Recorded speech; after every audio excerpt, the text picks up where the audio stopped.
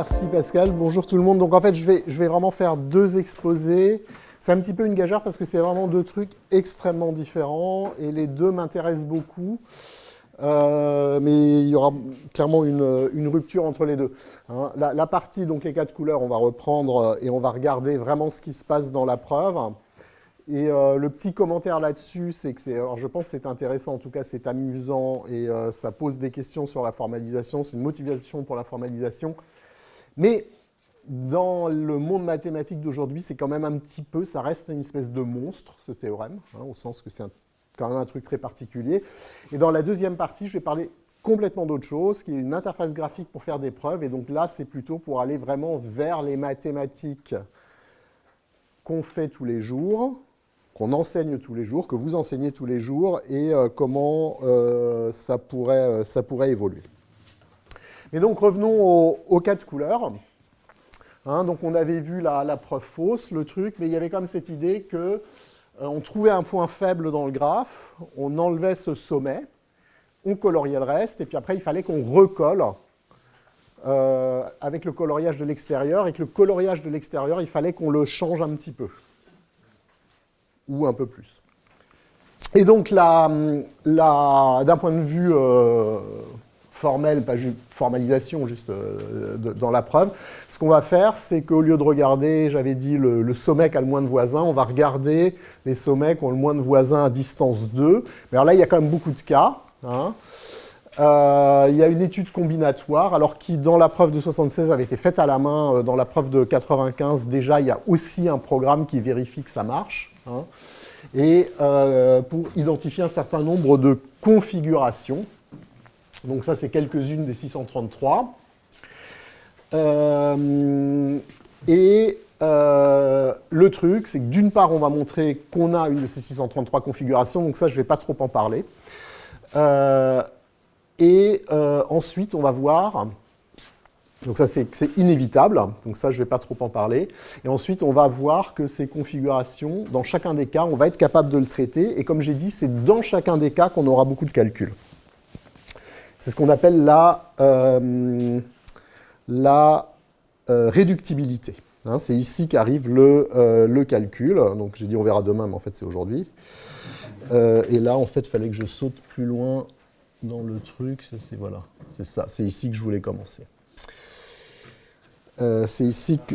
Oui, c'est juste pour bien comprendre qu'est-ce que ça veut dire avoir peu de voisins à distance 2. C'est on compte tous ceux qui sont à distance 1 ou 2. Et on regarde... Non, je crois que c'est la longueur du cercle de rayon... Mais en fait, pour être tout à fait franc, je suis plus sûr si c'est pas de rayon 3. D'accord. Donc par exemple, le tout premier cas, là en haut à gauche, c'est... Alors on va regarder. Là, il y en a un peu plus, mais c'est les mêmes. Vous voyez qu'il y a une espèce de code là pour dire... que les sommets, ils sont soit un petit point, un gros point, soit un petit point comme ça, ou alors un point comme ça. C'est un code pour dire le nombre de voisins. Donc ça veut dire qu'ils ont 3 voisins. Non, 4 voisins. 4 voisins, comme là, il y en a déjà 3, ça veut dire qu'il y en a un de plus ici, 2. Donc comme ça, voilà, pardon, je fais des bêtises, et un de plus. Voilà. Tu veux qu'ils affichent 4 voisins? Ouais.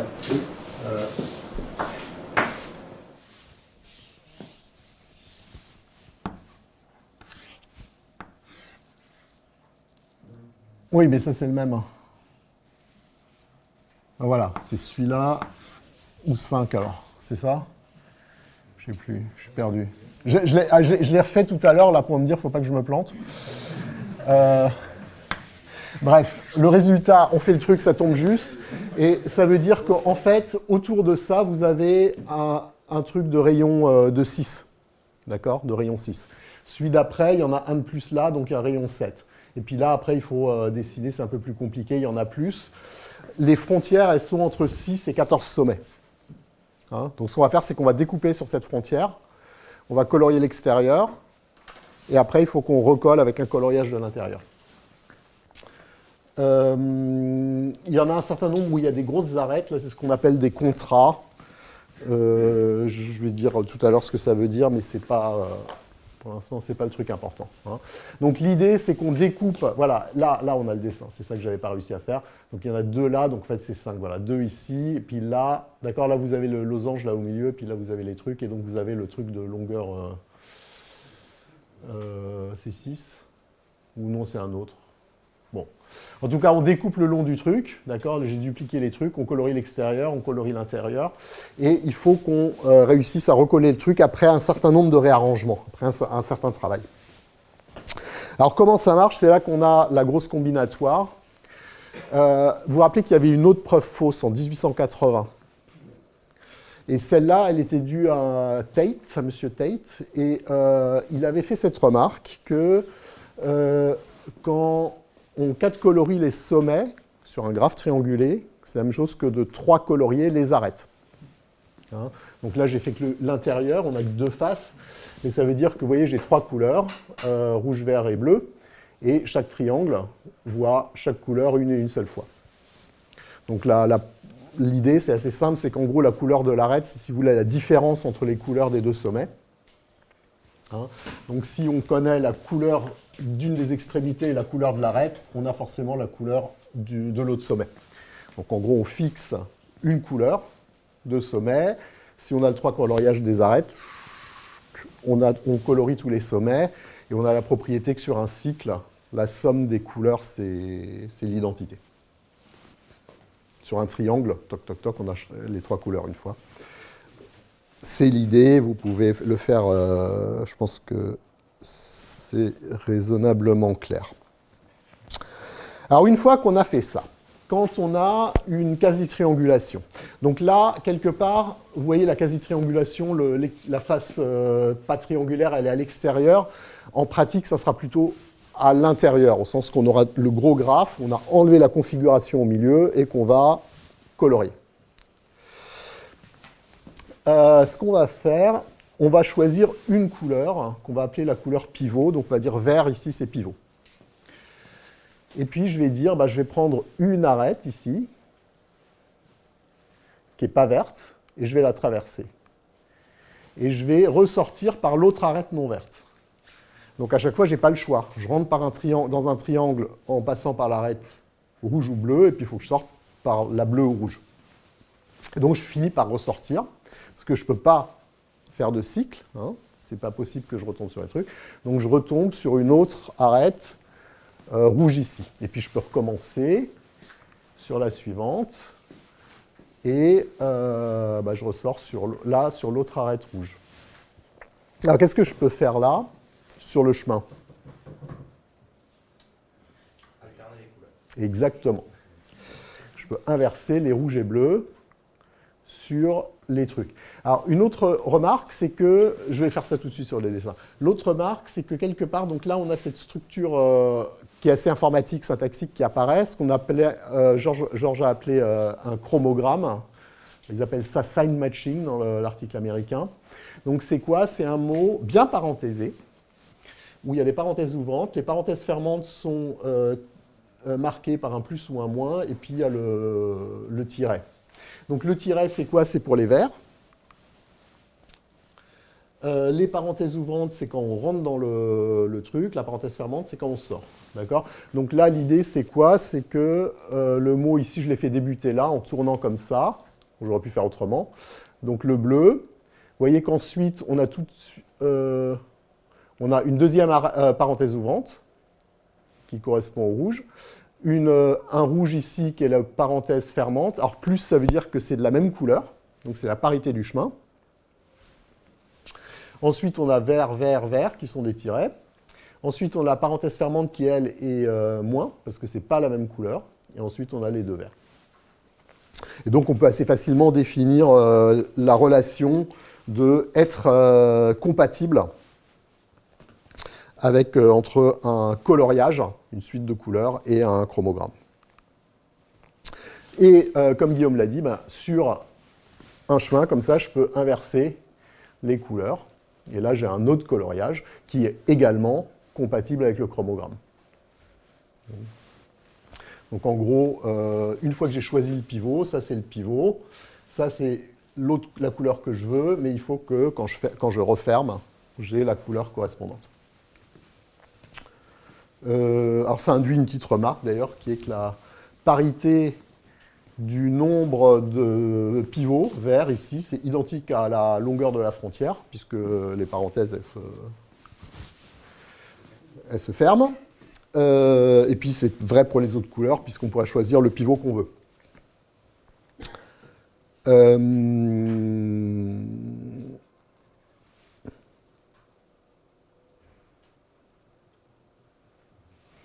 Et, pardon.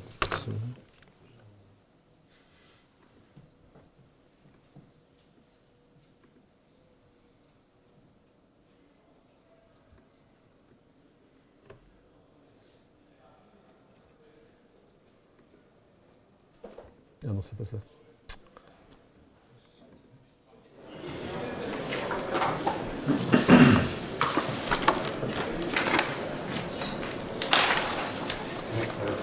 Oui. Là, le chronogramme, tu l'as écrit en regardant le tour. Ouais. Mais on n'est pas censé avoir des triangles partout. Non, c'est la quasi-triangulation. C'est une quasi... Ah oui, voilà, quasi. Et tout le truc, ça va être d'avoir deux quasi-triangulations avec la même longueur de frontière qu'on va recoller. C'est ça, d'accord. Et en fait, comme je disais, la quasi-triangulation, on va faire les réarrangements, ça sera plutôt l'extérieur, ça sera le gros graphe, ce n'est pas la configuration. Donc, un coloriage induit un chromogramme qui est compatible avec le coloriage de la frontière. Et une fois que j'ai le chromogramme, je peux recolorier sur la frontière et je peux obtenir n'importe quel 3 coloriages qui est compatible avec le chromogramme. Non ? Et du coup, la manière dont on va traiter les configurations, essentiellement, c'est ça. On va prendre la configuration, donc le petit bout de graphe là, le petit dessin, et on va énumérer tous les coloriages possibles. Et on va regarder l'ensemble des coloriages de frontières que ça donne. Et je vais appeler ça C0. Et ensuite, je vais regarder quels sont les coloriages que je peux atteindre, que je suis sûr de pouvoir atteindre, en reconfigurant. Hein ? Donc si j'ai un coloriage, tel que pour un certain pivot, pour tout... En fait, là, les chromogrammes, j'ai appelé ça W, pardon, j'ai changé de lettre. Pour tous les chromogrammes compatibles avec le coloriage, il existe un coloriage qui est dans C0, que je sais atteindre. Et bien dans ce cas, ce coloriage-là, je sais aussi l'atteindre. OK ? En gros, ça généralise le raisonnement qu'on a fait sur les la longueur 4. Du coup, ça nous donne un ensemble C1, et puis après, on peut recommencer. Alors, je rajoute C0 là, puisque en gros, ça veut dire que je sais traiter ça. Donc là, je sais traiter tout ça, je sais traiter tout ça. Et on itère. Et puis, comme tout est fini, il y a un moment, ça s'arrête, quoi. Pardon ? C'est prime ici, ouais, tout à fait. Merci, Alizé. C'est prime ici. Donc, jusqu'à ce qu'on s'arrête. Et si on a traité tous les coloriages, là, tous les coloriages qui ont la bonne condition de parité, puisqu'il n'y a que ceux-là qui peuvent arriver, dans ce cas, on sait qu'on peut recoller. Donc ça c'est, dans ce cas-là, on dit que la configuration est réductible. On sait, on est bon. Alors en fait, si on rentre dans les détails, c'est ce qu'on appelle déréductible. La plupart des configurations qu'on a, elles sont seulement C-réductibles. Mais en fait, les coloriages qu'on ne va pas savoir traiter, on peut ramener ça à un contre-exemple sur un truc plus petit. En gros, on fait la même chose pour vous avez les arêtes un peu grasses, là on les contracte, on fait la même manip, et on va montrer que les coloriages qui sont problématiques, donc qui ne sont pas dans le C-lim, ils sont aussi problématiques pour le truc contracté, donc on aurait un contre-exemple plus petit. Et alors, c'est là qu'on a beaucoup de combinatoires. Je vais donner les chiffres après, mais c'est là que ça devient compliqué. C'est-à-dire que, en gros, des coloriages longueur 14, 3 puissance 14, c'est là que ça commence à faire beaucoup. Alors même avec de la symétrie, un peu de symétrie, on arrive à 500 000 coloriages possibles, et des chromogrammes 1 500 000. Alors, cela dit, on va regarder comment on fait ça. Donc, dans le programme C qui est fourni dans le papier de 95, on va le regarder, on va le faire tourner. Il y a un certain traitement, mais là, nous, on veut faire la preuve en roc, donc il faut écrire le programme qui fait ça en langage fonctionnel pur. Alors, on va voir qu'on va améliorer un petit peu l'algorithme. Mais ça veut dire qu'en particulier, par exemple, on tombe dans des questions qui sont informatiques. Ça, c'est des trucs qu'on fait en cours d'informatique. Comment on représente un ensemble de mots comme ça dans un langage fonctionnel pur. Ce qu'on va faire, c'est qu'on va le représenter par un arbre. Donc là, c'est pour les coloriages, d'accord? Donc c'est des séquences de mots dans un alphabet de 3 lettres, les 3 couleurs d'arête. C'est des arbres ternaires. Donc là, si la première lettre c'est rouge, on est ici, la deuxième c'est rouge, on est ici, et la troisième est bleu, on est ici. D'accord? Donc rouge, rouge, bleu n'y est pas, mais rouge, rouge, vert, il est dans l'ensemble. Hein? Rouge, vert, vert, c'est rouge, vert, vert, il est là. Lequel on a ici, là par exemple, ça c'est bleu, rouge, bleu, qui est effectivement dans l'ensemble. Donc on construit cette structure, puis chaque fois qu'on en rajoute un, ou qu'on en enlève un, suivant qu'on prenne le complémentaire ou pas, on va reconstruire l'arbre en changeant une des feuilles. Après, il y a un petit peu d'optimisation, parce qu'on a pour le coup, là, on peut faire un truc de symétrie par rapport aux couleurs. Donc on va dire que la première, c'est toujours rouge, par exemple. La parité, elle va imposer la dernière couleur. Donc ça fait que les frontières qu'on considère, en fait, c'est de longueur 12. Alors, je ne sais plus s'ils font ça dans le papier de 95, peut-être que ça fait un peu moins de 500 000, mais enfin, ça reste quand même gros. Hein. Alors, là, j'ai décrit comment on construit les définitions des CI. On peut le faire comme ça, mais là, c'est très naïf. On a intérêt à utiliser un algorithme quand même un petit peu plus malin. Alors ça, c'est l'algorithme usuel, au sens que c'est celui qui est présenté dans l'article de 95, celui qui tourne qui donne en C. On a... Donc ça serait naïf, d'accord? C'est ça. C'est la définition que j'avais tout à l'heure. Ça serait de définir directement CI plus 1 à partir de CI. Ce qu'on va faire pour être un petit peu plus efficace, déjà, c'est qu'on va avoir en parallèle un ensemble de configurations. Pas de configuration, de chromogrammes. Les mots parenthésés. Et donc, en gros, c'est les chromogrammes qu'on sait traiter. Donc, ça veut dire qu'à partir de ce chromogramme, je peux atteindre un coloriage qui est correct. Et du coup, on peut définir CI plus 1 comme à partir de KI, au lieu de le définir à partir de CI. On fait comme ça. Les chromogrammes, c'est pareil, c'est des mots de 4 lettres, donc en gros, c'est des arbres quaternaires. Alors c'est pareil, il y a les trucs à la fin qu'on peut retrouver, parce qu'il faut fermer la parenthèse. On a le signe, en tout cas, le signe de la dernière parenthèse est imposé. Je ne sais plus si on arrive à optimiser ça. Donc ça, c'est l'algorithme usuel. L'algorithme usuel, du coup, c'est ça. On calcule ces zéros, on parcourt ces zéros, enfin en l'occurrence CI, après à l'étape d'après, pour énumérer les pivots et les chromogrammes compatibles.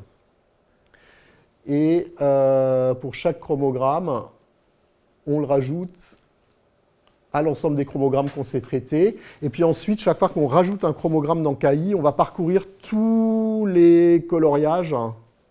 Je n'ai pas le truc super en tête, hein, on n'est pas... Il y a des gens qui sont très forts, qui arriveraient à me corriger là si je me plante, mais en gros, pour chaque... on va être obligé de reparcourir les coloriages. On prend les C' compatibles, on repère ceux dont tous les chromogrammes compatibles sont déjà dans KI. Et c'est ceux-là qu'on rajoute dans l'ensemble CI suivant. Du coup, il y a ce parcours qu'il faut faire. Et comme Georges Gontier est un mathématicien extraordinaire, mais aussi un informaticien extraordinaire, il a dit, bah oui, mais en fait, on peut être plus malin. Au lieu d'avoir pour l'ensemble des chromogrammes juste un booléen qui nous dit il est dans l'ensemble ou pas,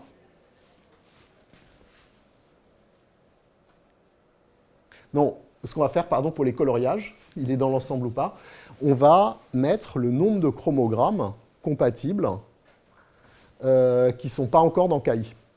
Donc on calcule ça au début, puis chaque fois qu'on rajoute un KI, on prend les coloriages compatibles, on diminue de 1, et puis quand on tombe à 0, paf, on est bon.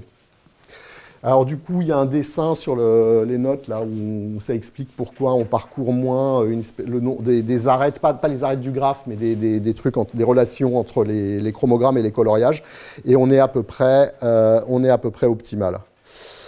Et là, voilà, ça c'était le truc que j'aurais dû mettre avant. Donc, comme ça tourne. Il y aurait pas mal de choses à dire. Mais pour avoir les ordres de grandeur. Donc, ces trucs qui font que là, on a vraiment besoin des machines. Donc, pour les grandes configurations, j'ai dit on doit considérer 500 000 coloriages de frontières, 1 500 000 chromogrammes. Et le truc qui est fou, c'est que pour les configurations les plus compliquées,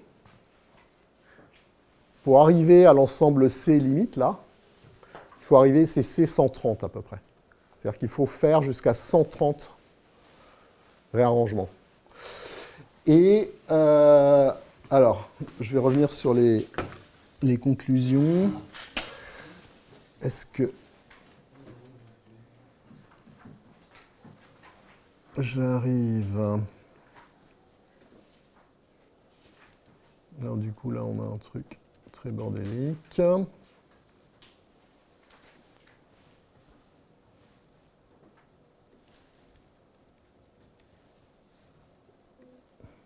Attendez, je vais faire comme ça. Donc là, je suis dans une fenêtre Unix et il y a le fichier, le programme là. Il faut que j'agrandisse. Voilà. Je vais lancer le programme. Donc c'est le programme C, hein, celui des Américains. Alors il y a des tas de trucs qui s'affichent.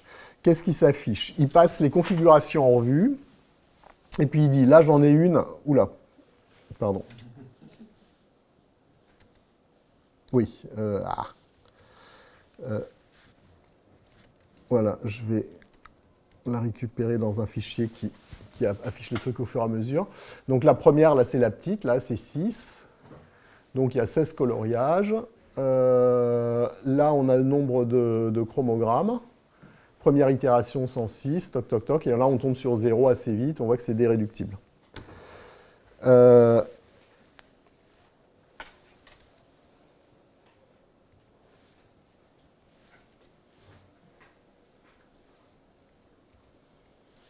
Là, par exemple, je suis sur un truc. Ah oui, là, je suis sur la fin. Là, on voit qu'il y en a une de 13. Il y a déjà pas mal d'itérations. Alors, ce qu'on va faire, c'est qu'on va regarder plutôt l'ensemble de l'output.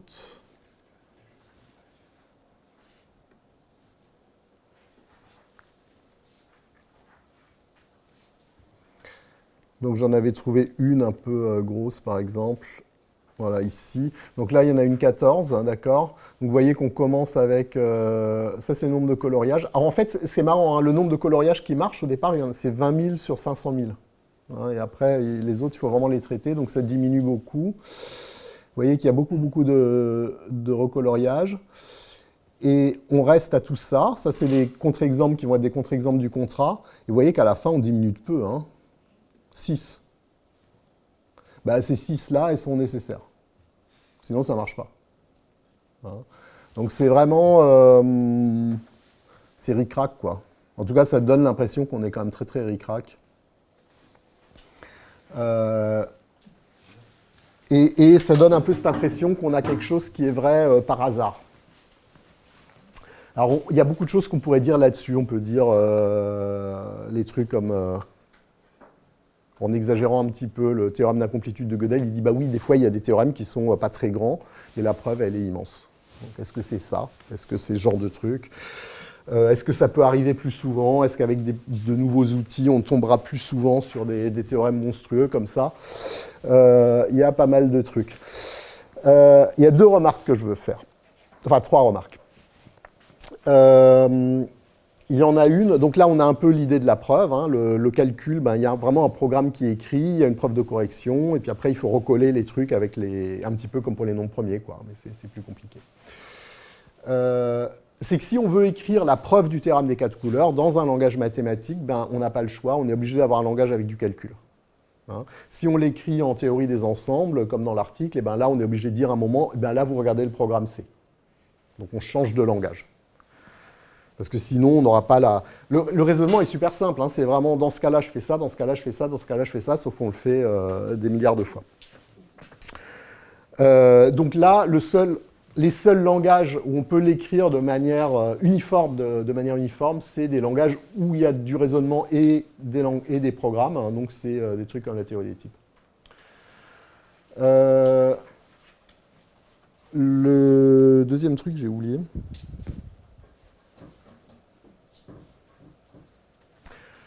Donc la question, est-ce qu'il y a une preuve courte, une vraie preuve, diraient beaucoup de mathématiciens, ça on ne sait pas. Enfin, ça commence à pas... On se dit que ça risque pas d'arriver tout de suite. Et il y a un dernier truc qui est que, bien que cette preuve soit... Ah oui, non, ce que je voulais dire, c'est que quand on a une preuve comme ça, on va vraiment exploiter à fond les caractéristiques précises du formalisme. On va avoir besoin de faire de l'informatique non triviale. On va être dans une situation très très différente de ce qu'on a vu, par exemple, quand on fait du MATLib en ligne. Hein, où là, on peut utiliser des bibliothèques mathématiques, des définitions mathématiques, des outils, des tactiques, sans être obligé de regarder tous les détails. Là, on est obligé de se coltiner tous les détails. Hein, donc c'est un gros boulot. Ça vaut le coup dans certains cas, mais on ne veut pas que ce soit toujours comme ça c'est clair. Le dernier point, c'est que bien que ce soit une preuve monstrueuse, parce que justement on est obligé de rentrer dans tous les détails, en même temps c'est important d'être élégant dans une preuve comme ça, ou dans une preuve formelle en général. Quand on a un outil d'automatisation, quelque part, une fois qu'il a répondu, qu'il a fabriqué une preuve, on est content, la preuve est vérifiée. Si elle n'est pas jolie, on s'en fiche un petit peu. Nous, ce qu'on voit, c'est juste j'ai utilisé tel outil. Quand on fait la preuve plus à la main, c'est plus compliqué. On a beaucoup d'hypothèses. Il faut garder une vision claire de son espace de travail. Et là, dans ce truc-là, il y a un truc que je trouve très très joli, je ne l'ai pas mis sur les transparents. Mais en fait, pendant la formalisation, il y a tout un tas de trucs dans enlever une arête, découper une quasi-triangulation. C'est des trucs qui sont visuellement assez clairs, mais ce n'est pas si facile formellement sur un truc formalisation algébrique, si on veut. Et Georges s'est rendu compte qu'au fond, la bonne manière de parler des graphes planaires, ce n'est pas d'avoir des arêtes et des sommets, c'est de prendre, on a des brins. Donc les arêtes, en fait, c'est 2 voies d'autoroute. Et ça, c'est des brins. Et donc, le graphe, ou la structure du graphe, c'est quelque chose qui généralise les graphes, ça s'appelle des hypercartes. On ne savait pas que ça s'appelait des hypercartes, que les combinatoriciens, ils aimaient ça. Donc c'est un ensemble de brins, B, avec 3 applications dessus, qu'on peut appeler A comme arête, S comme sommet, F comme face, et avec... alors, peut-être qu'il y a un ordre, là, je n'ai pas le truc en tête, j'espère que je ne dis pas de bêtises, mais enfin, en tout cas, c'est A, la composée des 3, c'est l'identité. Ça, c'est une hypercarte. Et en gros, l'idée, c'est quoi? C'est que les brins... ils partent de sommet, donc du coup, là, le truc sommet, c'est on prend le brin suivant qui part du même sommet en tournant dans un certain sens. Donc l'orbite de S, c'est les sommets.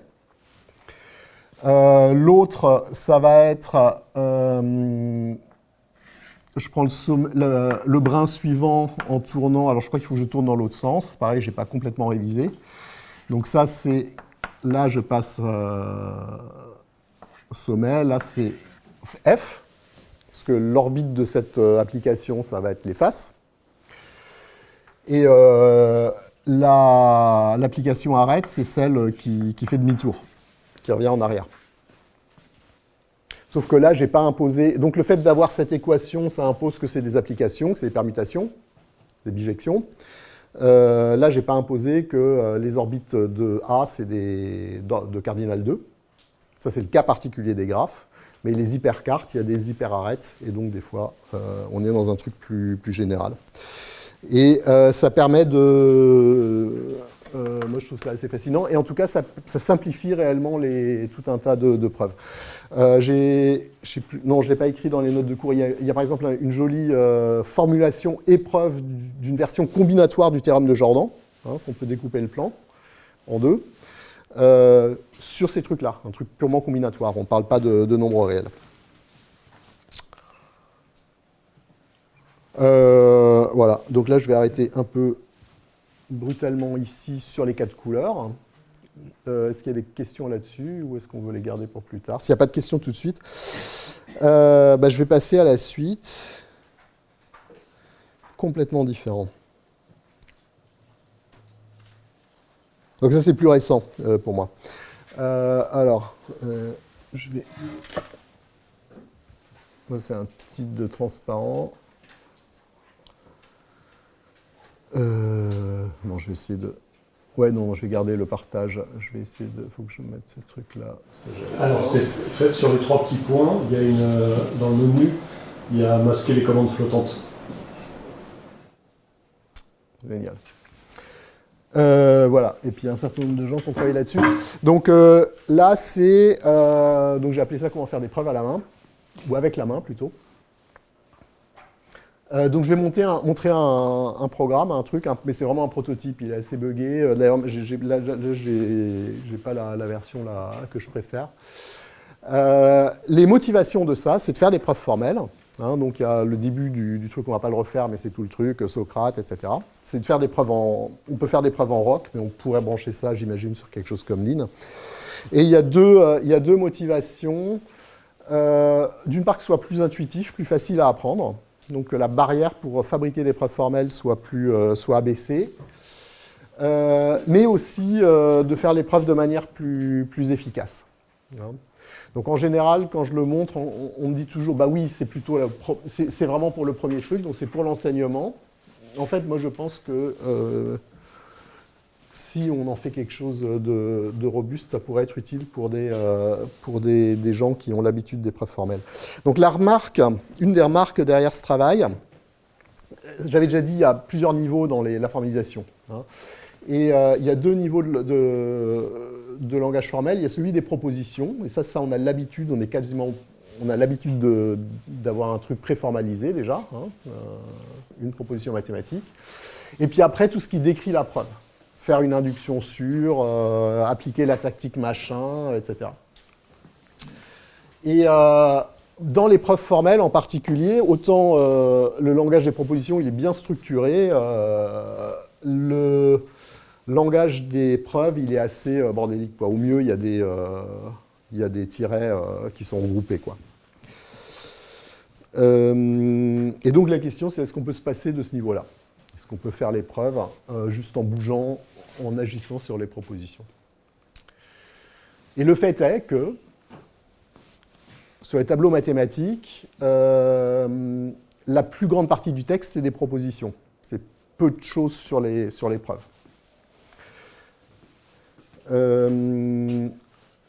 Par contre, il y a un truc qu'on fait, c'est qu'on peut montrer au tableau. Hein, on a le doigt, on peut dire ici. Il y a des occurrences, on peut indiquer des occurrences dans le texte. En ayant ça en tête, on va essayer de faire quelque chose. Pourquoi est-ce qu'on écrit une proposition? Il y a quand même 2 cas. Il y a 2 statuts pour la proposition. Soit c'est pour dire je vais prouver ça, soit c'est ce que je sais. Ce que je sais, c'est je réénonce le lemme, hein, ou c'est une hypothèse. Et puis après, il y a montrer que. Ça, je dois le montrer. Ce qu'on va faire, c'est qu'on va utiliser un code couleur. On va dire qu'en bleu, on va écrire ce qu'on sait, et en rouge, ce qu'on veut prouver. Alors, on va essayer. Donc ça, c'est l'exemple Socrate. Hein. Alors là, c'est un transparent.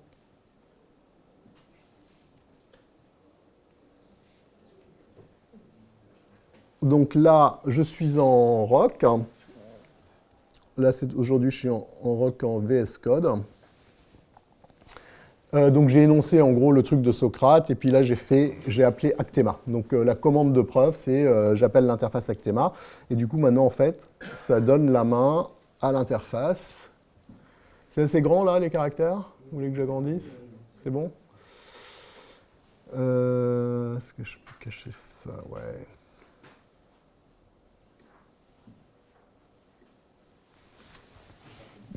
Bon, bah là, on est dans la même situation que Aristote. On a quand même un avantage sur Aristote, c'est qu'on a la souris. Et là, je peux les bouger. Et donc, ce que je vais faire, c'est que je vais, par exemple, essayer d'amener ici mon hypothèse, tous les humains sont mortels, sur Socrate est mortel. Donc là, j'ai juste amené. Pour l'instant, je tiens la souris, donc il ne se passe rien. Mais il voit quand même qu'il y a une interaction possible. Donc, qu'est-ce qu'il est en train de dire? Il est en train de dire, oui, on peut essayer de prouver, on peut agir sur le but en utilisant cette hypothèse, en gros en superposant mortel de X avec mortel de Socrate. Donc, qu'est-ce que je fais là? J'utilise ça. Donc, le système, il dit, bah, ça veut dire quoi? Ça veut dire, là, c'est moi qui commente. X, dans ce cas, c'est Socrate. Et donc, quand je vais lâcher, il va dire, bah oui, tu peux montrer que Socrate est mortel, à condition, maintenant, que tu montres que Socrate est humain. Alors, donc, Socrate est humain, il vient évidemment ici du X est humain ici. Et ensuite, bah ça, c'est bon, parce que là,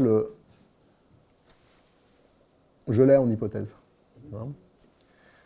Donc en gros, là, on a l'idée que... alors en anglais, ça se dit bien, parce que... Alors,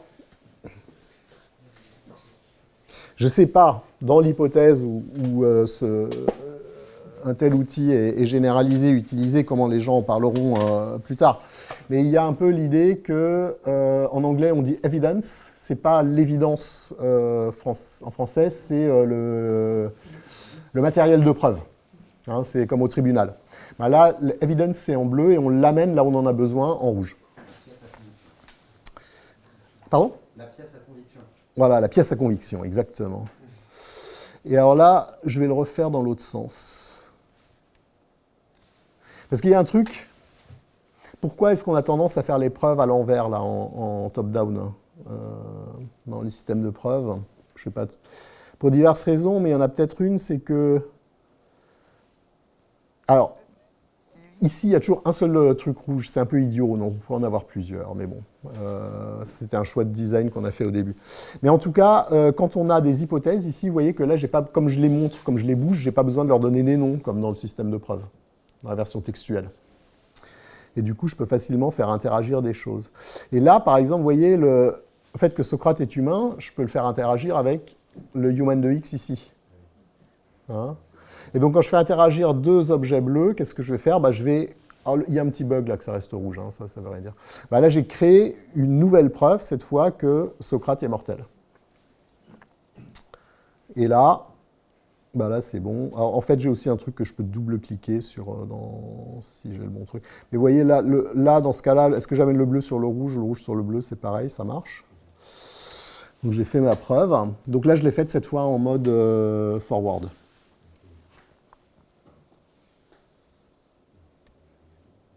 Ça crée la preuve en rock après? Ouais, ça crée la preuve en rock. Alors, là, c'est des exemples un petit peu bêtes, mais qui montrent des choses. Donc, quelque part, il y a au départ l'idée d'être intuitif et de ne pas avoir besoin de se rappeler des noms des commandes. Mais il y a quand même un avantage qu'on a, c'est qu'on montre les objets, et ce n'est pas juste que je montre tel objet. À la limite, je pourrais dire c'est l'objet numéro 1, numéro 2, mais je montre des endroits dans l'objet. Je le dépose à tel endroit ou à tel endroit. Et ça, c'est un truc qui coûte cher en mode textuel. Et ça, c'est intuitif. Et c'est pour ça que je dis au tableau, je peux montrer, ça c'est quand même un truc, quand j'explique, c'est pas mal. Et donc là, qu'est-ce que j'ai? Je veux montrer A alors que je sais A et B, bon, c'est évidemment vrai. et c'est des choses dont j'ai pris conscience en utilisant ça après. Les outils habituels, donc évidemment c'est automatisable, d'accord, mais quand on le fait à la main, les règles, elles parlent du connecteur à la racine. Donc ici, elles ne voient que le et. Elles ne voient pas le a, elles voient le et. Donc il faut commencer, donc ça serait la manière habituelle de casser le et. Donc là, je peux le faire en double-cliquant, et ensuite j'amène le a sur le a. Mais, alors quand je fais des backtracks, c'est toujours un peu, voilà. Mais là, je peux dire, bah oui, j'ai une preuve de a et b, donc ça peut me servir à prouver a. Donc je peux le faire directement comme ça. Voilà, il n'est pas content parce qu'il y a eu le backtrack. Dans cette version-là, c'est mal implémenté, c'est pas grave. De toute façon, on se fiche de la preuve. Là, par exemple, qu'est-ce qui se passe? J'ai B et je dois montrer C et A ou B. Donc là, qu'est-ce qui va se passer? C'est assez intuitif. B, je le prouve, donc A ou B, il est prouvé. Donc le A ou B, il disparaît, par contre, le C, il reste. Voilà, on se ramène à C. Voilà. Après, là, si je n'ai pas plus d'informations, je ne peux pas continuer. Mais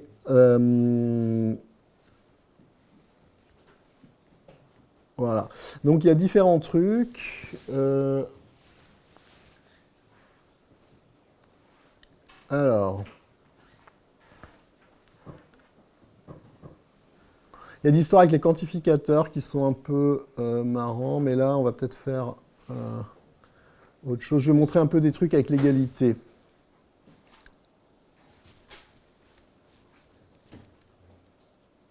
Donc là, c'est trivial, c'est juste pour montrer déjà comment ça marche.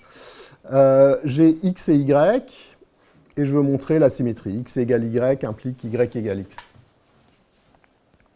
Donc la manière dont ça se fait en rock, c'est on utilise l'égalité pour remplacer y par x ou x par y dans le truc rouge, et puis après on se ramène à la réflexivité. Donc là, ce que je peux faire quand j'ai une preuve d'égalité, je peux m'en servir pour remplacer l'un par l'autre.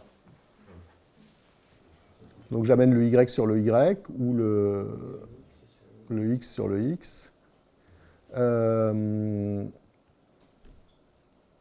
Et là, quand c'est de la réflexivité, en gros, la preuve canonique, c'est double-clic. Donc je double-clique, et voilà. Donc là, j'ai fait la preuve. Transitivité. Transitivité, c'est pareil. Du coup, on la garde. Alors, je voulais faire un truc. Alors ça, c'est marrant parce que c'est vraiment un truc de mon cours de sup. Ça m'avait frappé de maths sup, donc il y a longtemps. Et c'était joli. Puis là, je dis, voilà. Alors, pourquoi je le fais? Parce que, c'est pas très dur, mais aussi parce que on n'a pas besoin de beaucoup d'hypothèses. Donc c'est sur n, mais en fait ça pourrait être sur n'importe quoi, f et ça pourrait être d'un ensemble vers un ensemble. Donc on a deux applications, deux applications f et g. Et ici, pour tout... Et f, c'est l'inverse à gauche de g, c'est ça? F de g de y, c'est y. Donc f est un inverse à gauche de g, et g est surjectif. Et on va montrer que du coup, G est l'inverse à gauche de F. Alors, comment on fait? On dit, OK, soit X. Donc, soit X, ça veut dire je casse le pourtour, là. Donc, je double-clique. Et là, il me dit, OK, soit X ici. Et puisque j'ai X, j'ai un antécédent de X.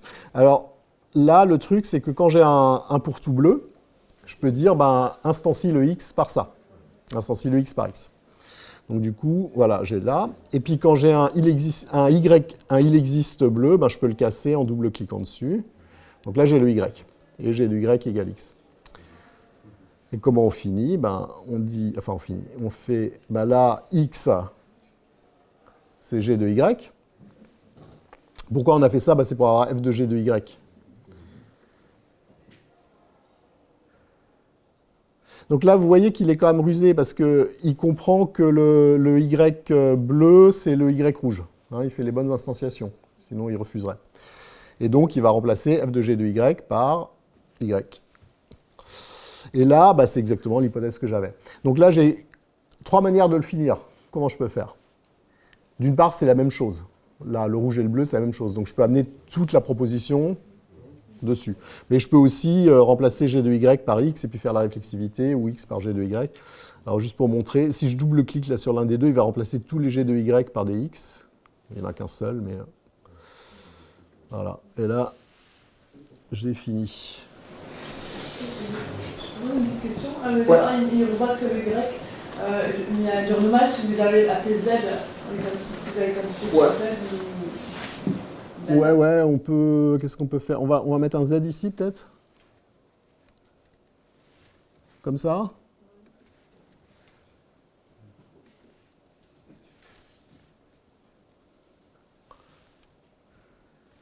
Alors, avec les noms, il y a sûrement des cas où ça fait des trucs... Alors, là... Qu'est-ce qui se passe? Là, c'est bon. Donc, qu'est-ce qu'on veut faire? On veut remplacer Z par G de Y.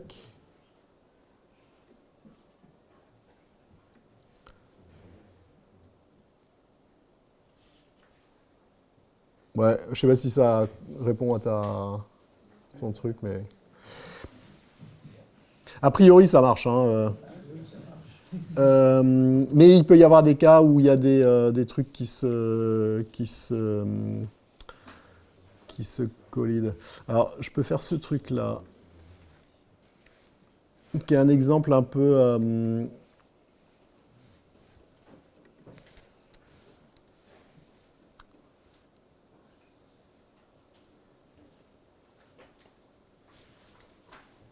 Il est un peu extrême. Hein. Je ne dis pas que c'est le truc le plus intuitif, mais c'est un peu rigolo. Donc, quelque part derrière, on essaie d'avoir des trucs intuitifs.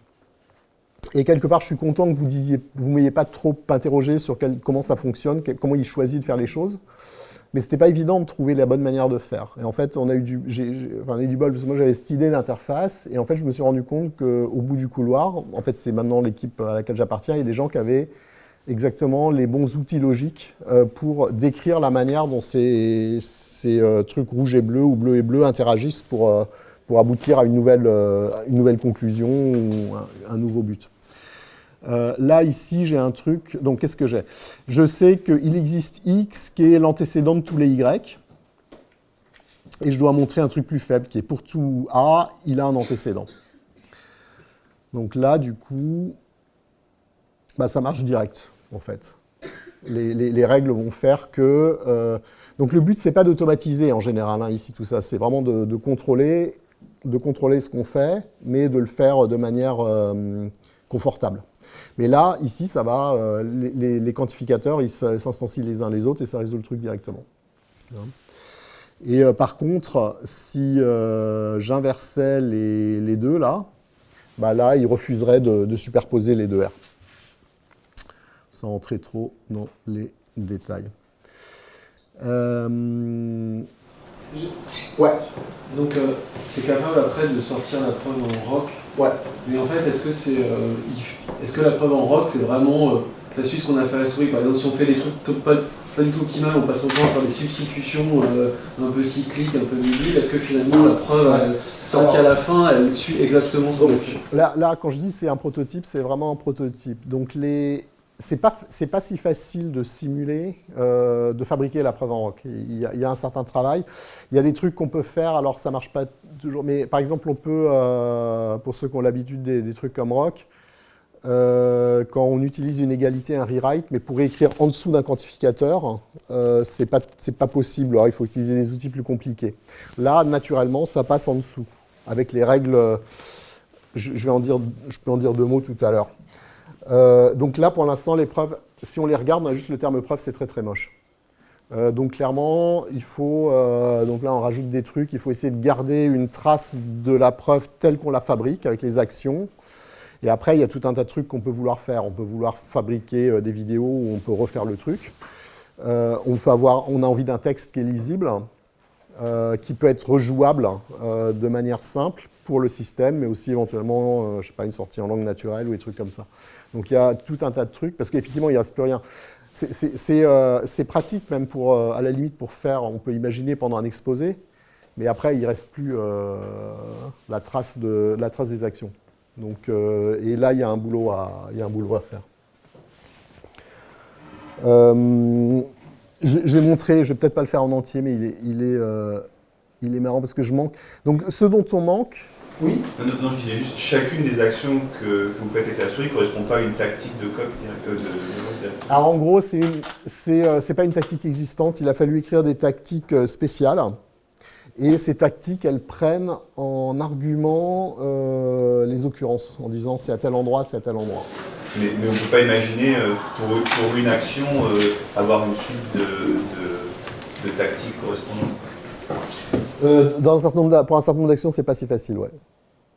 Mais évidemment, on va pas tout ce qu'on prouve est prouvable en rock avec des tactiques habituelles, mais le passage de l'un à l'autre est pas si évident. Et là, je peux en montrer un où il y a des implications un peu rigolotes. Donc, c'est un exemple un petit peu idiot, mais ça vient d'un truc qui s'appelle Eduquera, qui avait fait un truc, une espèce de version, un truc au-dessus de Rock pour l'éducation. C'était avec certaines bonnes idées, mais ils n'ont pas... L'éducation nationale, elle finance pas des logiciels, et donc ils n'ont pas réussi à vendre. Donc on est dans un monde où il y a des gens qui ont, chaque personne a une mère, et les personnes peuvent être riches, ou pas. Les personnes sont de type entier naturel. Là, elles sont de type entier naturel, parce qu'il fallait choisir un type, mais ça aurait pu être autre chose. Et en fait, ça peut pas, ces deux hypothèses ne sont pas compatibles, donc on va montrer faux. Que quand une personne est pauvre, la mère est riche, et puis que pour toute personne, soit la personne est pauvre, soit la grand-mère est pauvre. Donc ces deux trucs sont incompatibles. S'il n'y a aucune intuition, c'est juste que ça ne marche pas. Mais par contre, dans la preuve, le fait de faire la preuve avec ça, je trouve que ça c'est assez rigolo. Et puis, pour que ça ne marche pas, il faut qu'il y ait quand même au moins une personne, parce que sinon, s'il n'y a personne, il n'y a pas de problème. Donc ce qu'on va faire, c'est qu'on va dire, la personne, on va regarder, soit elle est pauvre, soit la grand-mère est pauvre. Donc là, j'ai ça. Et puis maintenant, je double-clique sur le « ou ». Et là, j'ai deux trucs. Vous voyez, j'ai deux onglets. J'ai le cas où c'est la grand-mère qui est pauvre et le cas où c'est John qui est pauvre. Alors, quand la grand-mère est pauvre, l'arrière-grand-mère est riche. Et c'est là que c'est rigolo. Et c'est là que c'est quand même plus pratique que dans le truc avant. Donc là, je vais amener le fait que cette arrière-grand-mère est riche ici. Ce truc dit, pour tout x, soit la grand-mère de x est pauvre, soit x est pauvre. Donc qu'est-ce qui se passe ici? X, c'est quoi? C'est la mère de John. Donc je contredis la branche, l'arrière-grand-mère de John est riche. Et du coup, qu'est-ce qui va me rester? Et pauvre. Voilà. Et là, je dis, oui, mais si la mère est pauvre, la grand-mère est riche. Et là, j'ai la contradiction sur le statut du truc. D'accord? Vous avez compris ce qui se passe quand il y a une contradiction? Ça disparaît. Donc là, il ne reste que l'autre. Alors, il pourrait y avoir un truc qui dise on a résolu l'onglet, maintenant l'autre onglet. Alors l'autre, c'est la même chose, c'est juste un tout petit peu plus long parce que au début, on a le fait que la mère est pauvre. Et alors là, du coup, je peux pas... Vous voyez, en fait, le truc, c'est maintenant, on a compris ce truc-là, cette disjonction, elle permet d'enlever 2 niveaux de mother. Mais ici, ça ne marche pas, donc on est obligé d'aller là, et du coup, on va remonter de 3 niveaux. Du coup, c'est l'arrière-arrière-grand-mère qui est riche cette fois, mais si l'arrière-arrière-grand-mère est riche, on va enlever 2 mother, donc c'est la grand-mère qui va être pauvre. Si la grand-mère est pauvre, qu'est-ce qui va se passer? L'arrière-grand-mère va être riche, donc ça va contredire ça. Alors je peux essayer de faire un truc rigolo là, si vous avez suivi, sinon c'est pas grave. Mais je peux dire...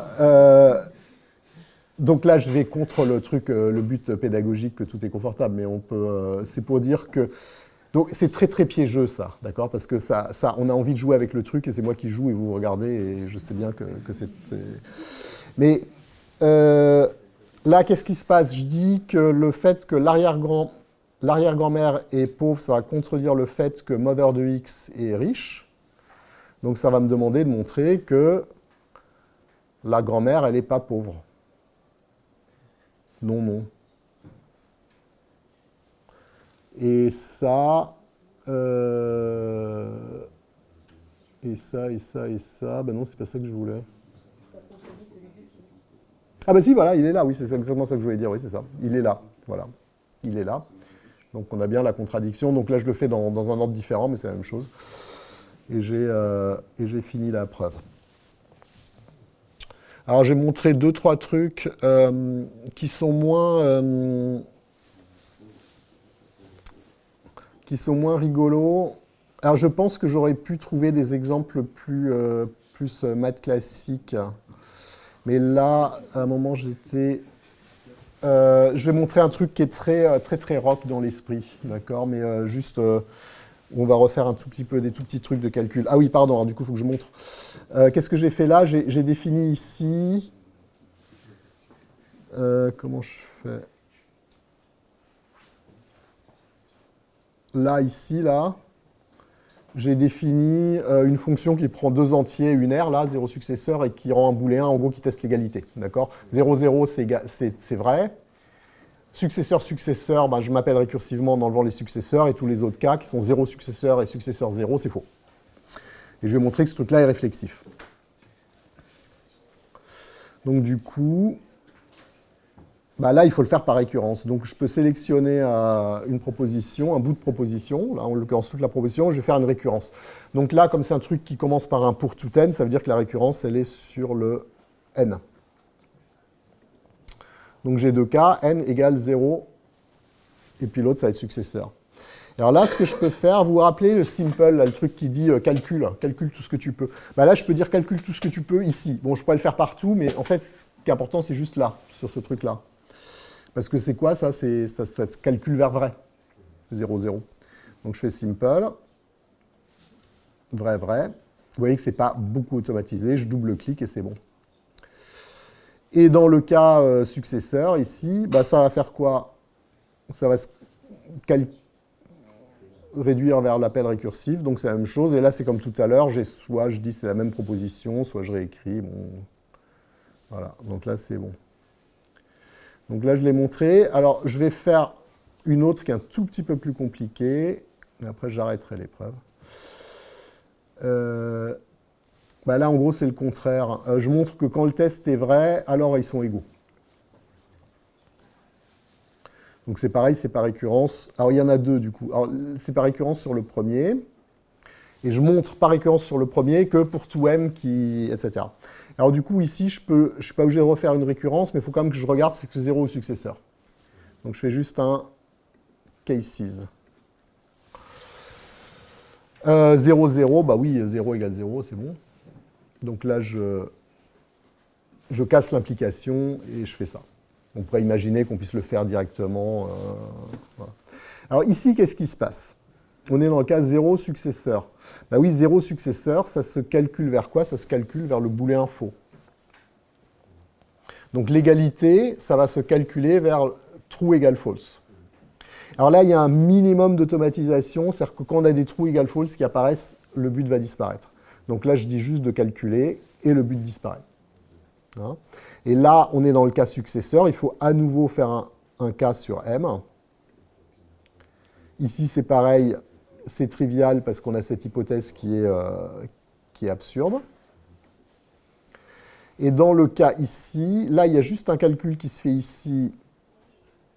Les successeurs disparaissent. Et ce truc-là, bah, je peux utiliser l'hypothèse de récurrence sur n cette fois. Hein? Donc là, je dis, bah oui, voilà, c'est bon, là, j'ai ça. Hein? Alors encore une fois, il y a quand même un truc qui se passe, c'est-à-dire que ça instancie le pour tout m par m, par le m du contexte. Et du coup, j'ai n égale m. Et là, pour le coup, je dois me servir de l'égalité. Hein, c'est pas juste un truc. Je dois remplacer l'un par l'autre. Et je finis. Donc cette preuve, elle est extrêmement routinière, mais en même temps, c'est typiquement le genre de preuve qu'on fait beaucoup en rock. Alors soit sur des trucs au début quand on leur apprend le système, hein, mais ensuite, le schéma de preuve, récurrence, un peu de calcul, des raisonnements par cas, c'est un truc qu'on fait beaucoup. Donc là, on pourrait faire, par exemple, prouver la correction d'un programme de tri assez facilement. Donc en gros, ouais, on arrive à faire un début de cours avec ça. Je vais revenir au transparent. Oui, alors là, on s'en fiche un peu. Ça, je l'ai dit. Donc ça, c'est ce que je voulais dire, mais je vais pas le détailler. C'est qu'on a, de manière abstraite, identifié, on avait déjà ça dans le calcul, dans le travail d'un collègue, là, Kostuf-Chaudhuri, qui explique le comportement du drag and drop. Donc en gros, si j'amène le B ici, là, sur ce B-là, comment ça marche? Il y a des règles qui décrivent comment les deux items là interagissent, se déstructurent et on arrive à la conclusion. En gros, le B là, il est remplacé par un trou et puis après, il y a une simplification, on arrive au résultat. Donc il y a des bases logiques. Les quantificateurs, je ne vais pas en parler, on a un peu intuité le truc. Je voulais juste dire un certain nombre de trucs.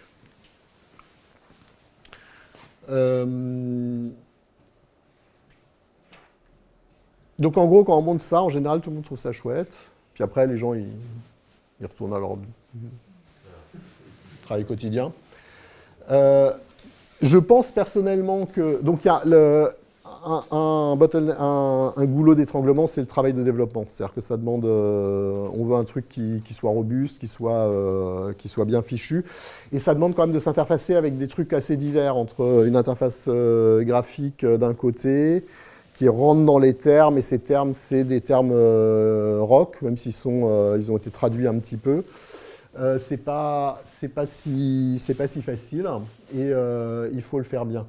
Moi, je pense qu'un tel système, il serait utile même à des experts de preuves formelles. Mais bon, les experts, ou les gens qui font ça d'habitude, ils ont leurs habitudes et puis ils sont têtus, donc on verra. J'aimerais bien l'avoir pour enseigner rock. Moi aussi, j'enseigne rock à des étudiants de deuxième année. Michaela en a parlé. Et effectivement, ça marche bien. Je pense que ça leur fait du bien. Et qu'est-ce que ça ferait aux étudiants? Je suis curieux. Et clairement, pour les mathématiciens, des mathématiciens professionnels, bon, avec un produit mieux fini, je pense que ça pourrait être intéressant. Et ça me permet de rebondir sur un truc que je voulais dire en voyant l'exposé Lean. Ce qu'on voit là dans les bibliothèques Lean et les tactiques qui vont avec, c'est qu'il y a un moment, on arrive à avoir suffisamment, parce que c'est de l'automatisation, mais c'est aussi du carrossage des théories, etc., pour qu'on arrive à faire ce qu'on veut de manière raisonnablement simple, sans rentrer dans trop d'arcanes. Hein. Et donc je pense que clairement là, il faudrait aussi ce genre de choses. En particulier, il faut des bibliothèques, parce qu'on veut afficher les trucs, on veut que les notions de sous-termes, elles fassent ce qu'on veut pour des écritures non triviales. Donc il y a beaucoup de choses à faire. Et pour l'enseignement, c'est peut-être le truc qu'on pourrait faire le plus vite, hein, y compris à un niveau secondaire. Mais il y a aussi beaucoup de travail à la fois de rendre le truc robuste, mais je pense qu'il faut identifier avant les corpus, il faut identifier à la fois des corpus d'exercices qui font sens, mais qui chacun fonctionne avec un certain comportement du système. Par exemple, c'est sans doute pas je ne suis pas sûr que ce soit la meilleure idée, mais dans un premier temps, on travaille, on explique la commutativité, et une fois qu'ils ont compris que la commutativité, on peut faire tel ou tel truc, à ce moment-là, on autorise un machin qui fait que quand on a une expression algébrique avec un truc commutatif, on peut bouger un des termes et le remettre à l'endroit qu'on veut. chose qu'on ne peut pas faire pour l'instant. Hein. Donc voilà, il y a des...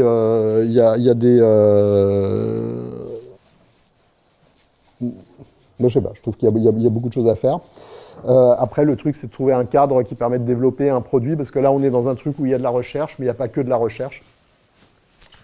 Et voilà. Bah, écoutez, j'arrête là. Si vous êtes intéressé, vous avez des questions là-dessus, moi, je suis, même d'en discuter plus tard, je serai évidemment preneur.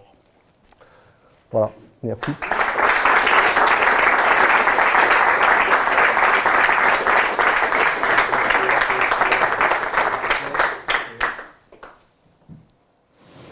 Y a-t-il des questions? Oui.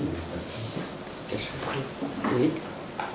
En fait, ça paraît presque trop ludique, et donc le risque pour les étudiants, c'est de voir des étudiants qui joueraient un petit peu avec ça, en essayant de pattern matcher des choses avec d'autres sans rien comprendre, sans avoir une structure logique derrière, et en se disant, en faisant des choses comme ça, finalement, il y a peut-être des choses qui vont apparaître, et je vais obtenir quelque chose qui va fonctionner.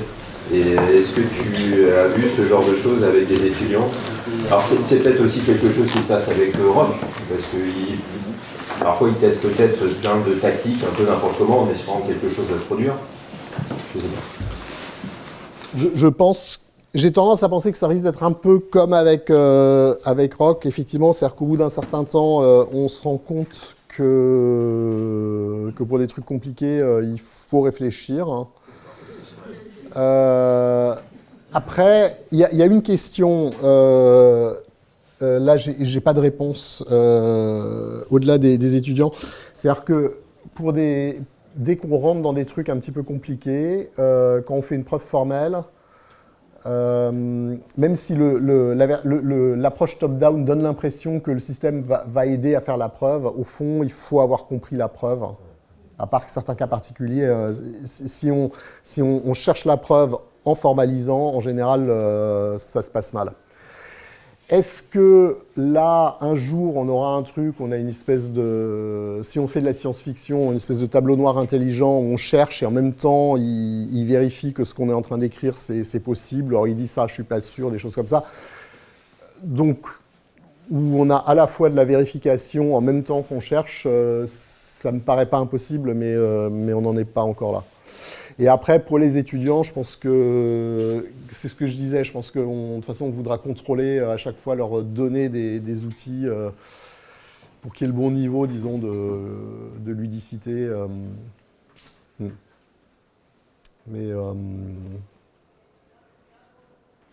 ouais, c'est difficile de prévoir. Moi, j'arrive pas à visualiser tout ce qui peut se passer. C'est juste une élément, c'est qu'effectivement le fait d'avoir gardé la trace va être important. Ouais. D'avoir une sorte d'onglet où ça c'était une bonne idée ce que tu as fait là, et puis là tu as fait 2 fois, tu as fait un aller-retour. Ouais. Donc c'est des trucs très simples, faire des choses comme ça parce que. Oui, ça c'est une bonne idée aussi, le fait d'envoyer du feedback indépendamment de l'ordre. Oui. Ouais. Moi je pense que j'aimerais pour mes élèves, ça serait que les choses restent affichées. J'ai un pour-tout, je clique, et là il écrit soit en toutes lettres, il me fait, comme moi je fais moi au tableau, je fais toujours par les 2 bouts et je leur écris et là, on doit montrer et que ça reste affiché, alors ça fait un peu grand mais on peut scroller, et que les étapes restent là. Ou se mettre sur un onglet différent. Si on fait un truc qui fait un output en langue naturelle, déjà quand c'est fini, c'est une chose, mais après, effectivement, on pourrait l'afficher petit à petit en disant ici, il faut montrer ça, quoi. Ouais. Oui, c'est pas mal ça.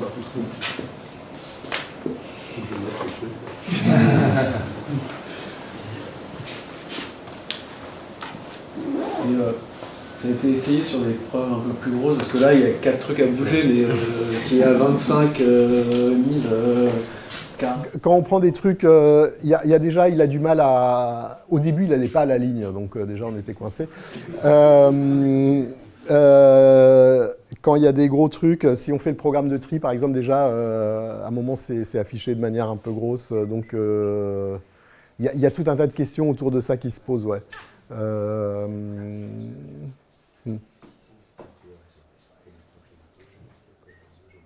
Et après, je pense que sur certaines preuves plus réels. C'est plus dans des preuves informatiques, enfin comment dire, sur des objets plus informatiques, souvent il y a des trucs où on a beaucoup de cas. C'est-à-dire qu'au lieu d'avoir juste 0 successeur, il y a toutes les constructions d'un langage de programmation, les instructions d'une machine. Alors par exemple, d'ailleurs, j'ai pas dit ça, mais pour les cas de couleur, Georges Gontier, il a développé tout un ensemble de tactiques, un langage qui est utilisé dans MathComp, qui s'appelle SSReflect. Et justement, l'une des motivations de SSReflect, c'est dans ces cas-là, on peut rajouter un petit truc derrière, à la fin de la ligne, qui va traiter tous les cas triviaux, et du coup, on arrive, au lieu d'avoir 25 cas et qu'on traite à la main, bah, on tâtonne un peu, et puis après, on a une instruction, il y a les 25 cas qui vont partir d'un coup, et on reste sur le cas important. Bah ça, il faut... Je ne vais pas rentrer dans les détails techniques, mais comment on ferait ça avec un truc comme ça, c'est pas si clair. Faut réfléchir. Et donc là, si on a 25 onglets, c'est pas joli, c'est pas... On va être textuel. La fin. C'est bon. J'ai juste une dernière question. On a parlé plusieurs fois du tiers exclu depuis hier. Et donc là, j'ai l'impression que quand tu utilises la tactique case, c'est par exemple parce que le fait qu'une grand-mère soit riche ou pauvre, c'est décidable. Non, en fait, on ne se sert pas du fait que c'est riche ou pauvre, mais on sait que le ou, c'est juste... Non, on n'a pas besoin du tiers exclu là. Le ou, c'est juste... sur que soit X est riche ou pauvre, je ne sais plus, ou la grand-mère est pauvre. Ah, donc la tactique case, elle décompose juste le ou. Alors, le case, c'était sur des objets qui sont soit 0, soit successeurs, et ça, c'est décidable. Oui. Sinon, sur un ou. Par contre, il y a un truc, ça, c'est dommage. Alors ça, je regrette, parce qu'en fait, quand on présente la logique classique, on le fait avec des séquents, là, avec ce signe un peu bizarre, mais il suffit qu'on ait plusieurs conclusions. Et la manière dont on montre le tiers exclu dans ce cas-là, je veux montrer A ou non A. Il y a une règle qui dit, ben, ça, je peux le déduire de ce truc-là, de montrer soit A, soit non A. Et là, donc non A, c'est A implique faux. Et quand on a une implication qu'on veut montrer dans un truc comme Actema, ben on double-clique dessus. Et le truc qui rend la logique classique, c'est que quand on fait ça, ben le A, il devient une hypothèse, là, donc il faudrait qu'il soit bleu. Et en logique classique, on a plusieurs conclusions, et du coup, ce qu'on a sorti de ça, ben on peut l'utiliser pour prouver ça. D'accord? Donc il suffirait d'autoriser 2 trucs rouges, et là, on aurait la logique classique. Et alors je savais qu'avec plusieurs conclusions, on avait la logique classique, mais je ne l'avais jamais visualisé comme ça, depuis que quand il y avait ce truc. Ça veut dire avec 2 trucs rouges, mais il suffit d'en trouver l'un. On en trouve un seul, oui. Oui, on en trouve un seul. La logique classique, c'est que la présentation logique classique en calcul des séquences, c'est qu'on a une liste d'hypothèses, une liste de conclusions, et ça veut dire que tous ces trucs-là, ça implique un de ces trucs-là. Ouais. Et, bon. Après, je sais pas. Et après, je sais pas pourquoi est-ce que les systèmes de preuve, ils sont naturellement avec une conclusion parce qu'ils ont été faits par des gens qui aiment la logique intuitionniste, ou parce que quand on a plusieurs conclusions, c'est plus fatigant, parce qu'il faut, à chaque fois qu'on fait un truc, il faut dire je travaille sur la conclusion 1, la conclusion 2, la conclusion 3, ou la conclusion A, B ou C. Ce qui n'est pas le cas ici, puisqu'on la montre, on indique. Voilà. Je pense qu'on peut remercier sur le document. Merci.